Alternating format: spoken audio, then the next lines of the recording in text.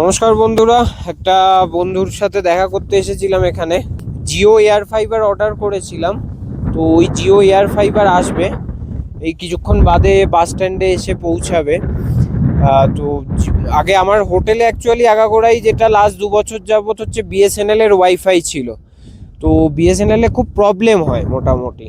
BSNL এর wifi মানে থাকে থাকে না, এরকম এই ইস্যুসটা খুব ফেস করতে হয়েছে। তো ওই জন্য এবারে এখন কাজায় অনেকে জিওর এয়ার ফাইবার নিচ্ছে। তো আমিও ওই কারণে অর্ডার করেছিলাম। আমাদের নিয়ারেস্ট হচ্ছে রেকংপিও থেকে এই জিনিসগুলো আসে সব। তো ওটাই আনতে যাব এবার, আর কিছুক্ষণ বাদেই বাস স্ট্যান্ডে এসে পৌঁছাবে। তাও মানে 6:30 নাগাদ এসে পৌঁছাবে, আর 1 ঘন্টার মধ্যেই পৌঁছে যাওয়া উচিত।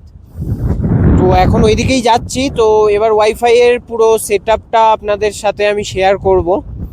তো চলুন তাহলে। বাস আসতে অনেকটাই লেট হয়ে গেল, এখন 7:30 প্রায় বেজে গেছে।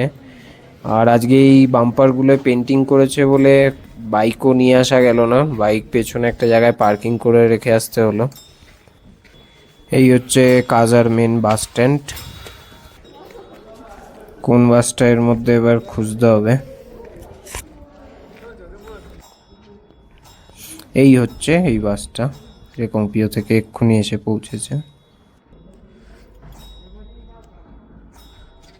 ব্যাস, ওদের থেকে এই জিনিস ডেলিভারি নিয়ে নিলাম। যাওয়া যাক এবার হাঁটতে হাঁটতে তাহলে বাইকের দিকে। আজকে মোটামুটি এখানে সব দোকানপাট খোলা এখন।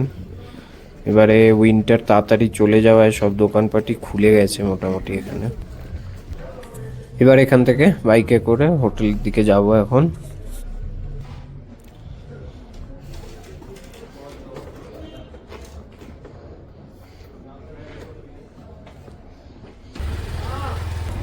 এখানের মোটামুটি এখন সব হোটেলেরই প্রায় লাইট জ্বালিয়ে দেওয়া হয়েছে। ব্যাস, এই হোটেলে পৌঁছে গেলাম এবার। এই যে আমার পার্টনারও এসে গেছে এবার। তো এবার এটা আনবক্সিং করে দেখা যাক কি কি দিয়েছে এর ভেতরে।